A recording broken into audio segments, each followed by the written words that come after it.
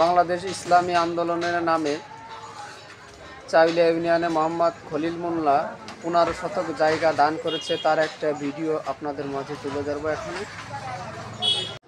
জমিটা দান করছে, কতটুক জমি? 15 আনুমানিক বাজার মূল্য কত? 30 লাখ। আপনার এই দানটাকে আপনি নিজে করছেন নাকি আপনার অন্য কেউ করছে এই দানটা? আমার মায়ের নামে। মাশাআল্লাহ, আল্লাহ পাক আপনাকে জাযাকাল্লাহ খায়র নসিব করেন।